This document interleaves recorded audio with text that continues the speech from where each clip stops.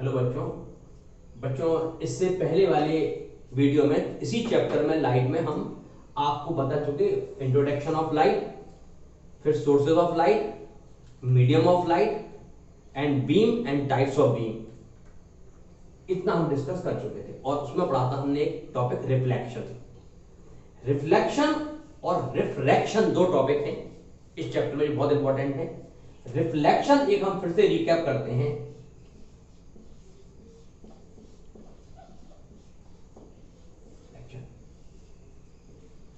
Before today we have discussed what is the beam of light. Light की beam पे discuss कर चुके। When beam of light fall, ये light है, ये गिरी, ये फॉल हुई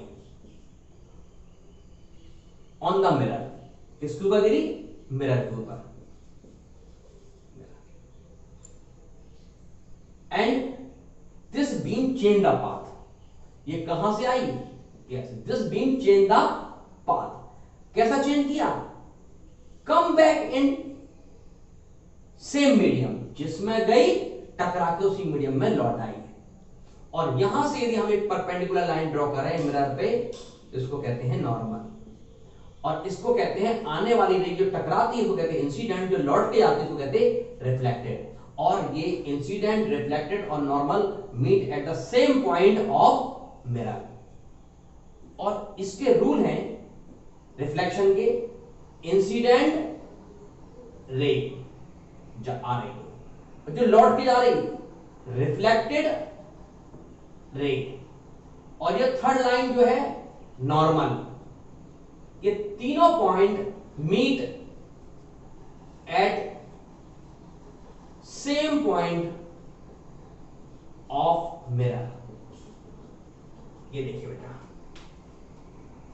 इंसिडेंट, रिफ्लेक्टेड एंड नॉर्मल, ये तीनों पॉइंट एक ही जगह मिरर में मीट करते हैं। पहला ये रूल है, रूल फर्स्ट। रूल सेकंड था इसमें, जब एक ही मीडियम में टर्न होती है उसको रिफ्लेक्शन कहते हैं। तो सेकंड रूल था कि ये एंगल जो इंसिडेंट बनाता है, तो एंगल आई और एंगल आर जो रिफ्लेक्शन से बनता है आर, दोनों सेम होते हैं, इक्वल होते हैं। ये रूल सेकंड हो गया। सेम मीडियम में रास्ता टर्न होना, यानी कि change the path of a ray in same medium and come back in same medium, this phenomenon known as reflection. लेकिन इसी की जगह, इस मिरर की जगह हम एक कांच का ग्लास ले लें, कांच का एक स्लैब ले लें, और ये लाइट हम यहां से ऐसे डालें, तो it will not come back in same medium, यानी कि एयर से एयर में नहीं आएगी।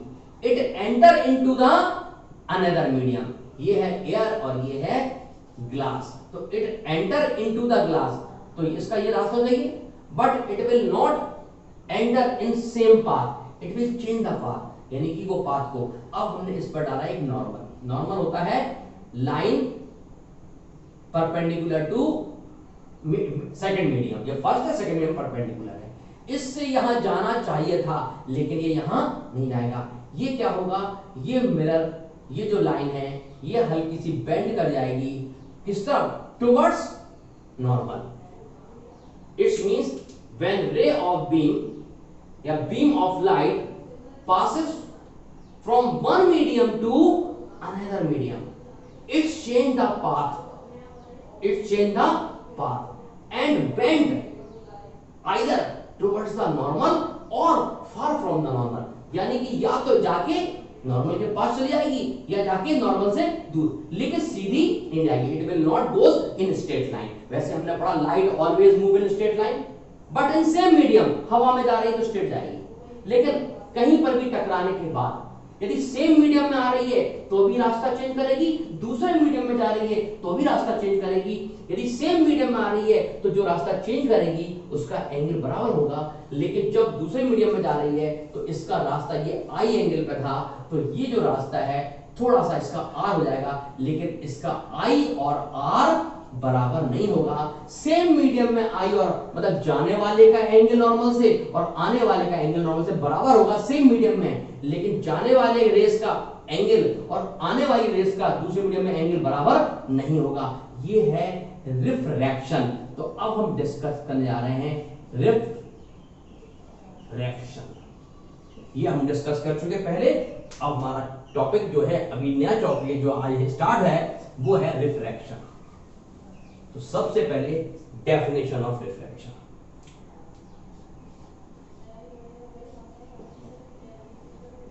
डेफिनेशन, रिफ्रैक्शन की डेफिनेशन क्या है?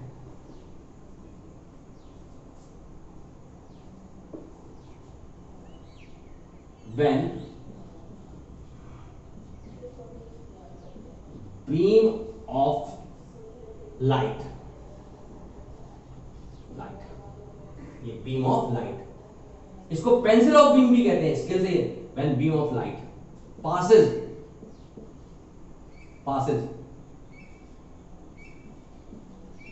through one medium to another medium, its मतलब beam, its change path, वो क्या करेगी? पाथ को, रास्ते को चेंज कर देगी। And either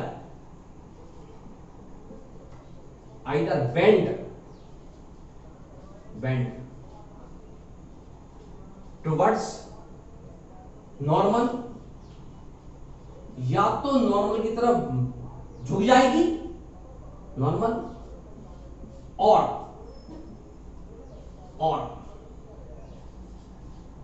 bend far from normal. This phenomena, change of path वाला जो phenomena, this phenomena known as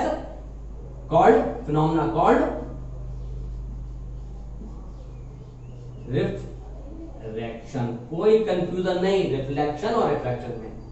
फिर से सुनिए, दीवार पर बॉल जाके टकरा के लौट आई, ये रिफ्लेक्शन है। पानी में बॉल मारी लेकिन टकरा के लौट के नहीं आएगी, वो पानी के अंदर चली जाएगी। लेकिन यदि ये पानी भरा हुआ है टब के अंदर और हवा से बॉल हमने ऐसे फेंक के मारी, तो ये बॉल जाते ही या तो हल्की सी ऊपर चली जाएगी या हल्की सी नीचे आ जाएगी। यानी कि या तो नॉर्मल के पास आएगी या नॉर्मल से, मतलब जो स्ट्रेट पाथ था, या तो उससे बेंड हो जाएगी या उससे फार हो जाएगी।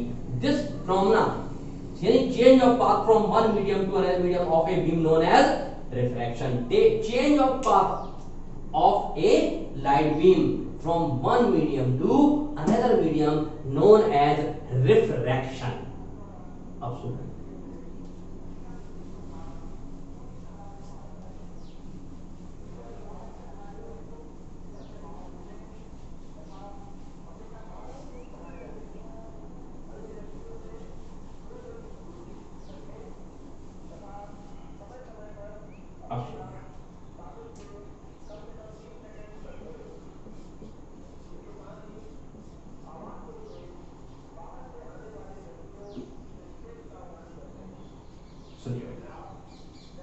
रिफ्रैक्शन में जब स्टडी करेंगे रिफ्रैक्शन की, तो जो लाइट बीम है एक मीडियम से, वन मीडियम से अनदर मीडियम में जाएगी, तो आपको मालूम है जो लाइट चल रही है, जैसे यहां मैंने आपसे कहा लाइट सबसे तेज कहां चलती है? वैक्यूम में। कहां चलती है? वैक्यूम में। उसके बाद कहां चलती है? एयर में। उसके बाद कहां चलती है? ग्लास में। इसका मतलब सबसे तेजी से वैक्यूम में चलती है, क्योंकि वैक्यूम में बीच में कुछ ऑब्स्ट्रक्शन नहीं है, रुकावट नहीं है। फिर कहां चलती है? एयर में। एयर में पार्टिकल है तो स्पीड थोड़ी कम हो जाती है।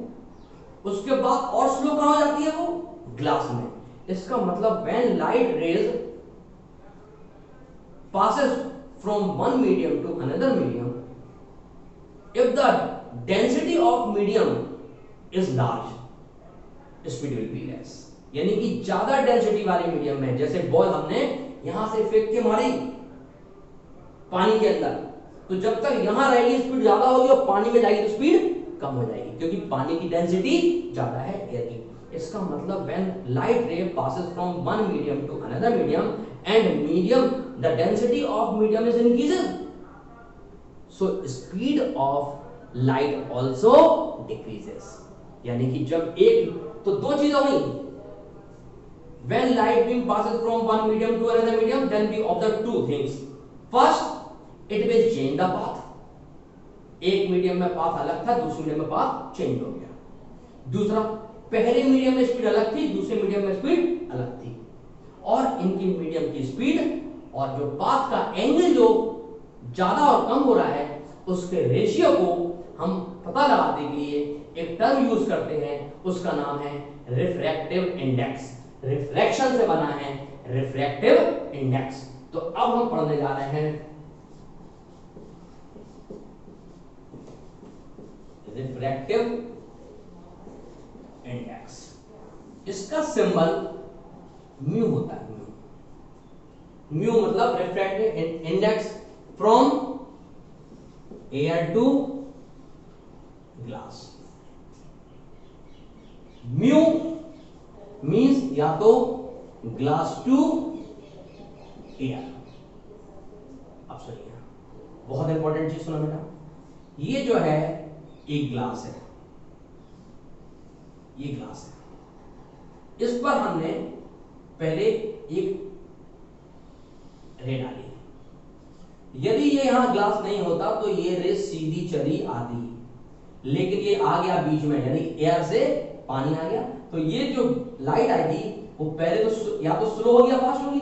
तो यदि डेंसिटी ज्यादा है, क्योंकि यहां क्या है, ग्लास है, तो यहां पर ये होगी फास्ट स्पीड, और जैसे यहां आएगी यहां स्पीड ग्लास में थोड़ी कम हो जाएगी। दूसरा, रास्ता भी चेंज हो जाएगा। अब जैसे ये हमारा नॉर्मल है, इसका रास्ता था अभी मान लीजिए 30 डिग्री पर, 30 पर था, अब ये नॉर्मल है, इसको यहां जाना चाहिए था, लेकिन ये बेंड हो जाएगी, बेंड टुवर्ड्स द नॉर्मल, यानी कि इसकी जगह नीचे आ जाएगी।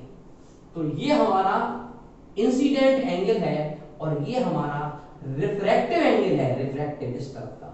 ये आई है, इसको हम आई बोलते हैं और इसको हम आर बोलते हैं, लेकिन आई हमारा बड़ा होगा आर से। क्यों?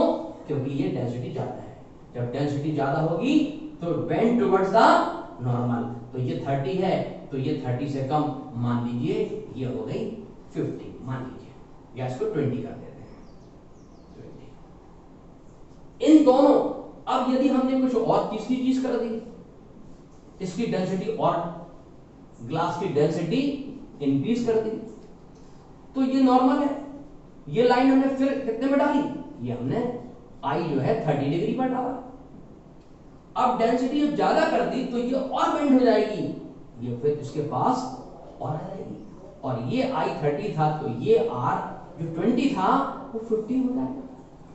इन दोनों के रेशियो का मतलब है, यदि रेशियो आई अपॉन आर निकालते हैं, यदि इसकी वैल्यू ज्यादा होती है तो डेंसिटी कम होती है, इसकी वैल्यू कम होती है तो डेंसिटी ज्यादा होती है। अब जैसे मैंने आपसे कहा, इसको बोलते हैं, आई को बोलते हैं साइन थीटा, तो यानी कि जो म्यू है, म्यू इक्वल टू होता है दिस अपॉन दिस, यानी कि sine I upon sine r, incident upon r. यदि इसकी स्पीड हम सी आई मान लें, इसकी स्पीड हम सी आर मान लें, तो इसी रिलेशन को हम सी आई अपॉन सी आर लिख सकते हैं। लेकिन इसमें एक बड़ी इंपॉर्टेंट चीज है, यह है refractive index with respect to glass, यानी कि mu with respect to glass है। कहां से? एयर से, तो इसको लिखेंगे जी ए, जी ए, यानी कि जहां से आ रहा है वो बाद में लिखेंगे, जहां आ गया वो, यानी कि यहां ऐसा नहीं कर देना कि यहां mu A air to glass लिख दो, सोच के एयर पहले नहीं, विथ रिस्पेक्ट टू ग्लास, कहां से? एयर से, तो mu A G equal to sine I upon sine r equal to C I upon C r. ये एक हमारा फॉर्मूला आया कि यदि हमको ये दोनों एंगल मालूम है तो हम उसका रिफ्रैक्टिव इंडेक्स निकाल सकते हैं। रिफ्रैक्टिव इंडेक्स यानी कि डेंसिटी से कंपैरिजन होता है, इसलिए इसकी मदद से हम किसी भी चीज की डेंसिटी भी निकाल सकते हैं, यानी टेंपरेचर कंपैरिजन कर सकते हैं। तो ये अब एक चीज बहुत इंपॉर्टेंट सुनिए, यदि हमारा ये बेटा, अब हम एक काम करते हैं,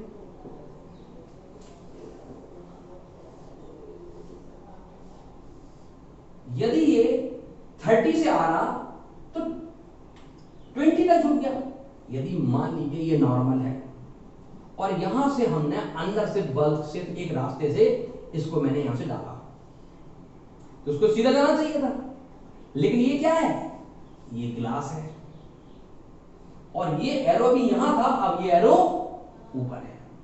तो यदि ये आर है तो ऊपर जाके ये डेंसिटी लो है, तो जब डेंसिटी हाई होगी तो पास आता है, लो होती है तो जहां जाने उससे दूर, तो ये और दूर चला जाएगा, ये हो जाएगा। अब क्या हो गया, इसका मतलब ये जो है आर था और ये जो है आई हो गया, लेकिन चूंकि जाने वाले को हम, तो इसको वैल्यू को यहां हम आई बोलेंगे और यहां इसको हम आर बोलेंगे, ये क्योंकि आने वाली इंसिडेंट ये। तो ये क्या हो गया, ये हो गया, यहां हो गया एयर टू ग्लास और यहां हो गया ग्लास टू एयर। अब चलिए हम यहां लिखते हैं जी, म्यू हो गया, यहां था एयर टू ग्लास, तो जहां विद रिस्पेक्ट टू ग्लास है, ये विद रिस्पेक्ट टू एयर है, विद रिस्पेक्ट टू एयर है, तो एयर पहले आएगा, तो एयर पहले आएगा, और कहां से, ग्लास से, ये हो गया। इसका जो आई है ये साइन आई इसका ये हो जाएगा और ये साइन आर हो जाएगा। यदि मान लीजिए इसकी ये वैल्यू हम 20 करते हैं तो बिल्कुल ये हो गया, तो ग्लास में 20 आ रहा तो बाहर निकल के ये जो बाहर निकलेगा 30। इसका मतलब क्या हुआ, यदि कोई चीज हवा से, एयर से ग्लास में 30 से 20 पर जा रही है तो ग्लास से हवा में 20 से 30 जाएगी, क्योंकि वो जितनी बेंट होगी उतनी बाहर निकल के दूर होगी। यानी कि चाहे हम यहां से टॉर्च से रोशनी डालें तो ये ऐसे आएगी और यहां से डालें तो ऐसे जाएगी। इसका मतलब कि यहां से रोशनी दिखाएंगे तो यहां नजर आएगी सेम, और यदि यहां से रोशनी आएंगे तो यहां नजर आएगी। तो इसका मतलब ये दोनों रेशियो, यदि यहां पर रेशियो x है तो यहां पर रेशियो 1/x होगा, क्योंकि ये 30/20 है, ठीक है, तो ये 20/30 हो गया। देखो बेटा ये i कितना है, ये हो गया 20 और ये कितना है 30। यहां पे था CI/CR, तो यहां पर हो जाएगा CI बोलेंगे CRE, लेकिन जो I है ये ग्लास के अंदर है और ये जो R एयर के अंदर है, और इसका जो I है वो एयर के अंदर है और इसका जो R है वो ग्लास के अंदर, तो उल्टा हो गया, I जो एयर में था या ग्लास हो गया, तो दो ये एयर है, ये ग्लास है, ये ग्लास है, ये एयर है। इसका मतलब क्या हुआ, म्यू GA और म्यू AG, यानी कि म्यू GA इक्वल टू 1/म्यू AG। यदि इसकी वैल्यू सॉल्व करके x आई तो आप देखो ये ऊपर हो जाएगा, क्यों, क्योंकि बेटा I की वैल्यू यहां पर हमारी कितनी आई 30, ठीक है, तो ये हो गया साइन 30 अपॉन साइन 20। यहां पर जब हम वैल्यू लेंगे तो देखो साइन आई, तो नीचे साइन आई, तो ये साइन 20 अपॉन साइन 30, तो 20/30 ये 30/20 है। जब सॉल्व करेंगे दोनों तो म्यू ये हो गया GA यानी कि refractive index of glass with respect to glass from air into mu, ये था GA और ये कर दिया AG। अब म्यू GA कितना है, sine 30 upon sine 20 into mu AG,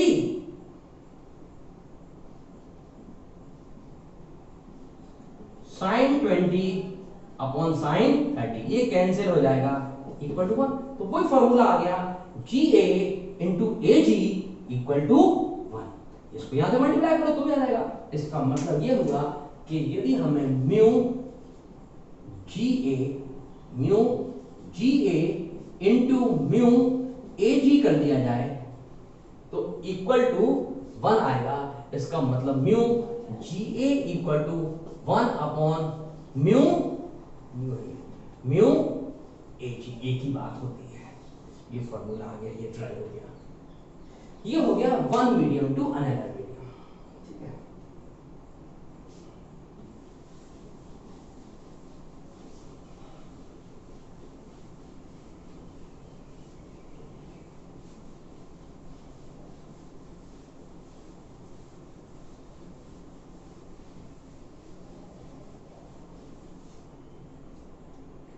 देखिए अब मान लीजिए यदि हमने यहां से, ये हो गया हमारा एयर, ये हो गया हमारा ग्लास, और ये हो गया फिर से एयर। देखिए ये पूरा क्या है, ग्लास है। यहां से हमने आपसे कहा ये लाइट का एक वेव डाली, इसको यहां जाना चाहिए था, इसको यहां जाना चाहिए था, लेकिन ये ग्लास है तो ये थोड़ा सा बेंड हो जाएगी, नॉर्मल की तरफ बेंड हो जाएगी, और ये इस तरह आएगी। फिर ये हमने ये नॉर्मल ड्रॉ की इस तरफ, इसको जाना चाहिए था इधर, लेकिन चूंकि ये एयर में आ गई तो ये थोड़ी सी दूर हो जाएगी और ये चली जाएगी इधर। ये इसका आई है और ये इसका आर है, ये इसका आई है और ये इसका आर है। यदि एयर में ये 30 है और ये 20 है तो ये दोनों पैरेलल लाइन है, तो ये भी यहां ये 20 होगा और यहां ये 30 होगा। इसका मतलब ये रास्ते जितने एंगल से गई उतने से निकली, तो ये दोनों लाइनें पैरेलल होंगी। ये वाली भी 30 पर है यहां से, और नीचे जाके ये वाली भी 30 पर है। जब दो लाइनें 30 पर होती हैं किसी पैरेलल लाइन की, ये दोनों नॉर्मल पैरेलल है तो ये भी 30 पर होंगी, ये दोनों तो पैरेलल निकलती है। यदि कि इसका मतलब क्या हुआ, कोई भी चीज air to glass, glass to oil, oil to water और वाटर टू एयर निकलेगी, तो जितना एंगल इधर होगा उतना ही एंगल इधर होगा। यानी कि लास्ट में यदि कोई भी एक बीम टॉर्च की रोशनी डाली जाए और वो पहले हवा से पानी में जाए, पानी से ग्लास में जाए और ग्लास से फिर से हवा में आ जाए, इस लेंस पर, इस रे डायग्राम के लिए हमको 3 रेस को ड्रॉ करना है, जो कि 3 रूल्स को फॉलो करना है। रूल्स नंबर 1 सुनिए,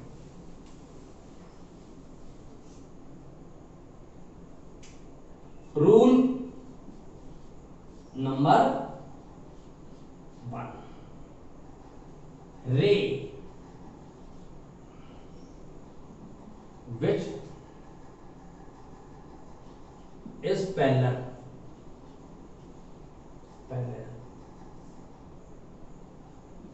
to principal axis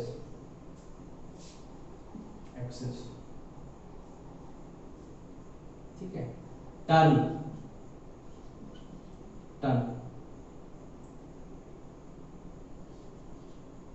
and passes to point focus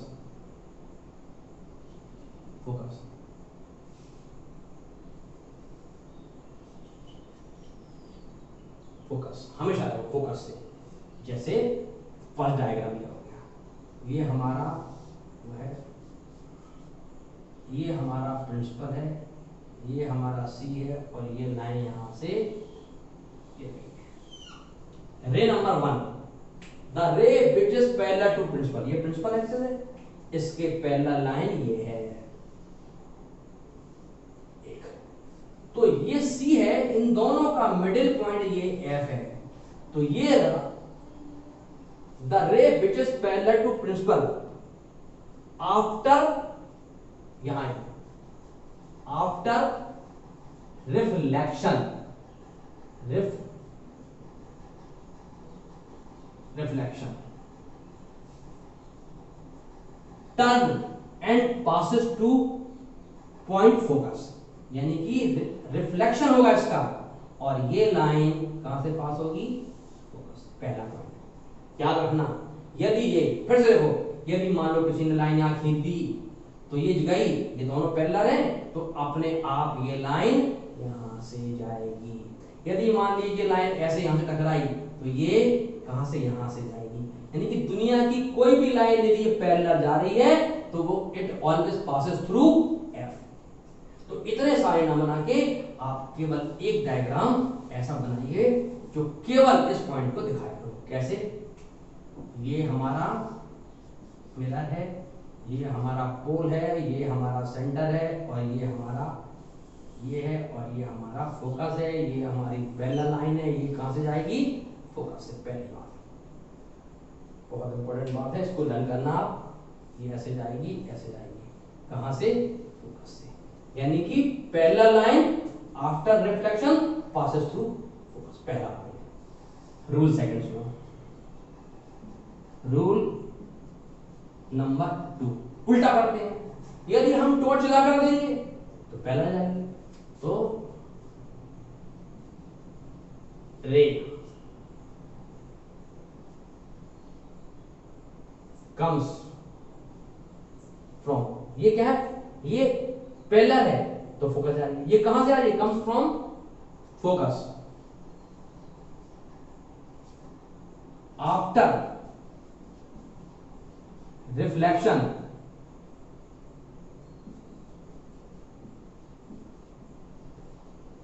passes to passes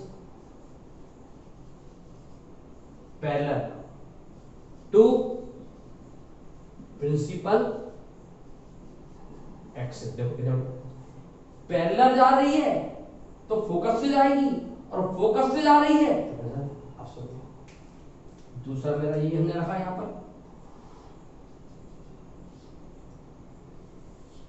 ये पोल है, ये सेंटर ऑफ कर्वेचर है, ये फोकस है। यदि कोई चीज यहां से जा रही है और यहां जा रही है तो वो पैरेलल जाएगी। यदि कोई यहां से यहां जा रही है तो पैरेलल जाएगी, यहां से जाएगी पैरेलल। यानी कि यदि कोई लाइन यहां से जा रही है तो रिफ्लेक्शन के बाद पैरेलल जाएगी और पैरेलल जा रही है तो फोकस से आएगी। कितनी सिंपल बात है। यदि कोई चीज यहां से बिल्कुल ऐसे पैरेलल जा रही है, जैसे पैरेलल जा रही है, तो टकराने के बाद इस लाइन के फोकस से जाएगी और इस लाइन के फोकस से जा रही है तो फिर इसको पैरेलल जाएगी। यानी कि यदि फोकस से जा रही है तो पैरेलल आएगी और पैरेलल आ रही है तो फोकस आएगी। दो लाइनें वही दो, तीन लाइन, यदि हम तीन लाइन ड्रॉ कर देंगे तो हर चीज ऑब्जेक्ट की इमेज बन जाएगी, हर ऑब्जेक्ट की इमेज। तो तीन लाइन होते हैं। रूल नंबर 1 से पैरेलल लाइन, रूल नंबर 2 से फोकस से लाइन और rule number 3 centre of curvature.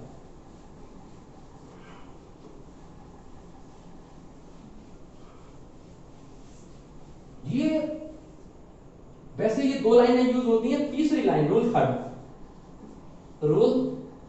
Third, यदि कोई लाइन सेंटर ऑफ कर्वेचर से आती है तो वो सेंटर जहां से जाएगी वहीं लौट आएगी।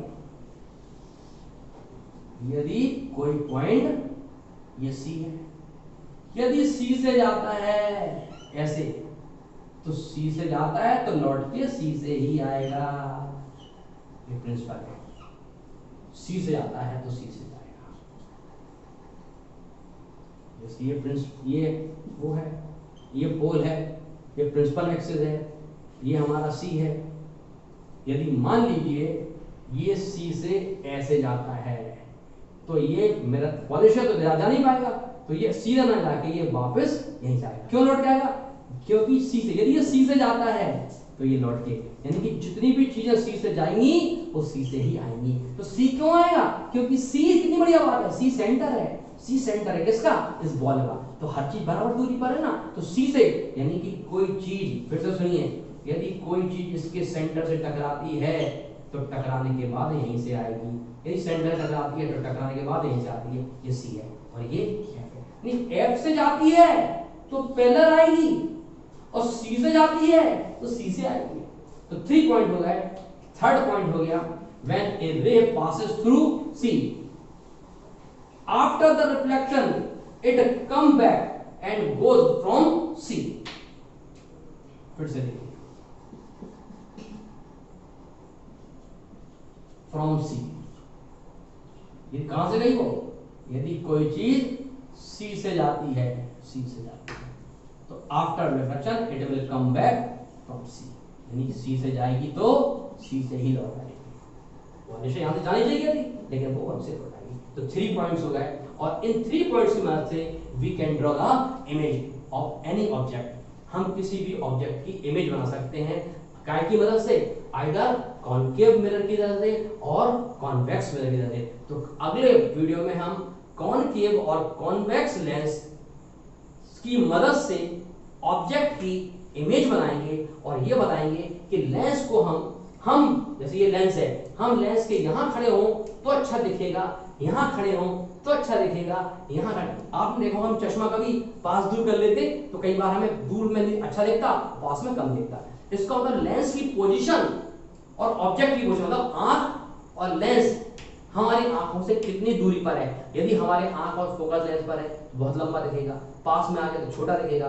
तो वही लेंस से कई बार हमें कई चीजें छोटी दिखती हैं और उसी लेंस, कुछ लेंस से ऐसा कर लो तो चीजें इतनी इतनी दिखेंगी और लेंस को आंखों में पास लाओ तो चीज बड़ी दिखेगी। इसका मतलब है कि लेंस की किस पोजीशन से हम किसी ऑब्जेक्ट को देख रहे हैं उस पर उसके साइज का डिपेंड करता है और वो हम ड्रॉ करेंगे कल अगले वीडियो में।